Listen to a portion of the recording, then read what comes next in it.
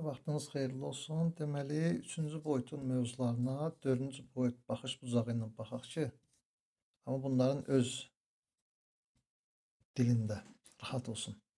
Yəni belə baxanda böyük fərqi yoxdur. Prosta sən insan özünü dibil yerinə qoyanda üçüncü boyutda olur. Amma ayıq-sayıq olanda, dərk eləyəndə, düşünə biləndə, bütövi görəndə, nəinki bir dənə balaca bir hissə, o zaman təfəkkür böyüyür. Yəni 3-dən 4-ə keçsən də, 3-cü sinif ara, 4-cü sinif ara, belə bir şey təxminən. Yəni bu da bu yoldan keçir.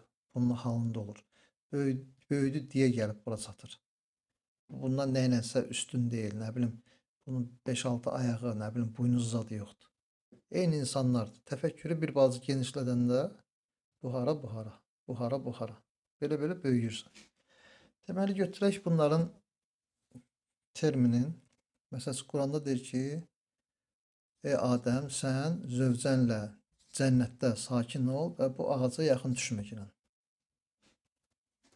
İndi biz bunlara həm zahiri, həm də mənəvi tərəfdən baxaq, ruhi tərəfdən.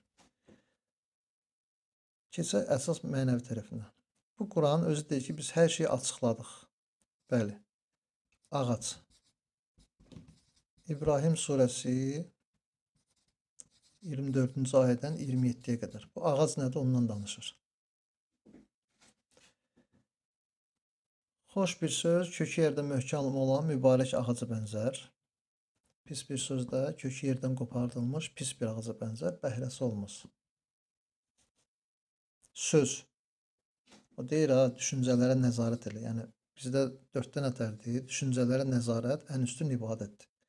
Sənin beyninə niyə viruslar dolmalıdır ki?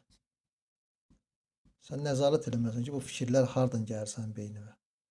Yaxşı, mən hardan bilim ki, eşitdiyim, danışılan, gördüyüm, ümumiyyətlə bu sözlər, bura beynimə gələn, beyin axı Wi-Fi açıqdır, daim fikirlər gəlir. Mən nə bilim ki, bu fikirlər hardan gəlir və ümumiyyətlə hansı mənə aiddir, hansı düzdür, hansı yalandır. Bu arada bizdə 4-cü boyut təlimlərində geniş izahlar var. Amma qısa bir versiya desəm, oradan elə ki, dənizdən bir damla. Eşitdiyin hansısa bir söz, fikir, istər radioda olsun, istər mahnı sözlərində, istər qonşunun danışdığı, istər YouTube'dan, TikTok'dan gördüyün. Əgər sən kimsən, ruhsan da demək olar ki, ruhuna, onun kimliyinə, ali mənliyinə uyğun gəlirsə, ona xidmət edirsə, onu təsdiq edirsə, o söz yaradandandır. Çünki yaradan səni heç vaxt şantaj eləməz, aldatmaz, nə bilim, başına oynatmaz, təhdid eləməz və s. Heç qorxutmaz da səni. Sadəcə sənə sənin barəndə danışar. Sözü bu qədər qısa. Çox rahat bunu bilmək. Əgər biri səni cəhənnəmdə yanarsa, da vızqırt. Cəhənnəm ol başından, səni itir bu şeylər. Bu fikir sənə aiddir. 3-cü boyutda, debil boyutlar üçün. 4-cü boyutda bu işləmir. Nə cəhənnəm? Yaradan məni sevir. O qədər sevir ki, öz ruhunu mənə verib. Xəlifə elan edib. Manyaksan sən. Hə, tutam fikir gəlir, sən qulsan. Adı cəhənnəm ol, qul sənin nəslin kökündür. Qul olmazsan get qul ol. Ondan qul dediyin üçün, o fikri yazdığın üçün qismətə də o cür statusun odur sənin. Qulsan, qul kimi də işləyirsən bütün günü. Cəmiyyətin də quldarlıq cəmiyyətidir. Demək ki, bu ruhun, sən ruhu necə Allah deyə bu. Allahın sənə verdiyi əmanət, sən bunu necə qul edə bilərsən? Kimə, nəyə, özünə? Onun özü də onun bizə qədər uzanan əlidir. Belə, bu bunun tərəfi, mənəvi tərəfi, düşüncələri nəzarət elə. Burada da onun deyir ki, pis bir söz kökü yerdən qopardılan pis bir ağaca bənzər. Sözlərə diqqət elə. Sözlərin enerjisi var. Zehnivin qidasıdır bu. Bax, buna fikir ver. Tamam, eyni 4-cü boyutda onu deyir, daha açıq formada deyir. Bu ağaca yaxın gəlmir, görəsən nə ağacdır. Onlar da çaşır deyir, xurmadır, buğdadır filandır. Yəni belə götürsək, 4-cü boyut nədir bizim təlim? Ruhumuzun, yəni Adəmin mələklərə söylədikləri isimlər, hansı ki mələklərdir ki, biz bunları bilmirdik. Bax onlardır. Quranda deyir, xatırla, xatırla ki, ya Rasulun bir gün Adəmin deyir, sülbündən insanları çıxartdı, o ruhları, zərrələri, onlarla deyir, danışdı. Bax, həmin məsələdir. Nə danışdı orada, nə söhbət gedib Allahla.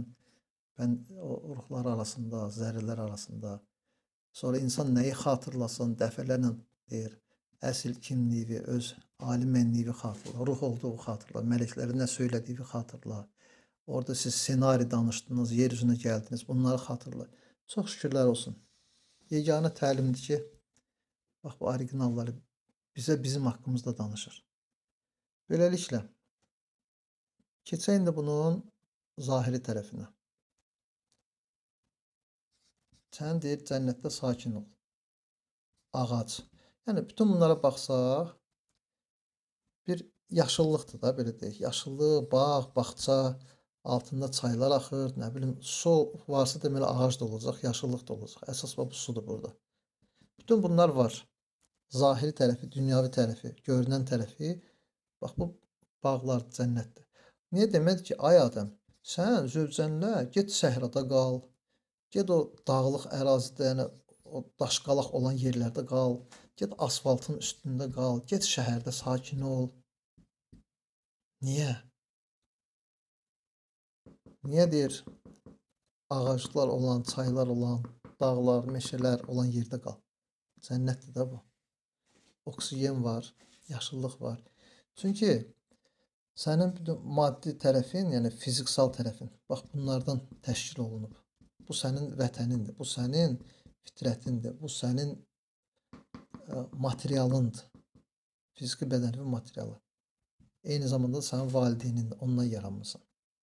Onu təşkil etsən, onun mini versiyasısan.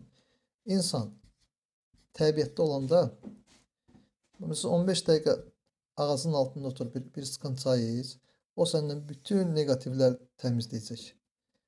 Meşədə biraz ol ki, sənə bütün zehnivi, mənfi enerji nə var, çəkicə götürəcək, müalicə edəcək, həkimdir. Yəni, burada sən fitrətinlə olursan, ruhuvu hiss edə bilirsən, ruhuva toxunuş edə bilirsən, özün ola bilirsən. Nəinki şəhərdə, o texnikada, nə bilim, süni şeylərin içində. Burada isə hamısı təbiidir. Bax, ona görə insanlardan tələb olunan şey nədir? Həftədə bir minsinlər tutalım ki, Qəbələ avtobusuna. Gəlirsən, İsmaildən keçəndən sonra meşədə düşürsən, qardaş, saat neçədə qaydasın, şofer desin. Deyir ki, saat 4-də çıxıram Qəbələdən. Tamam. İndi saat neçədir? 11 tamam, ya 12 tamam. Saat oradan çıxanda mənə xəbər elə, mənə bu düşürdüyün yerdən götürərsən.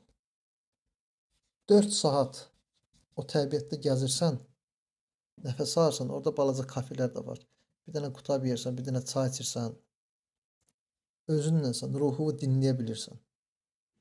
Həftədə bir dəfə, bax bunu eləsən, nə qədər eləyəcək? 12 manat biletdir, 12 manat da abratla.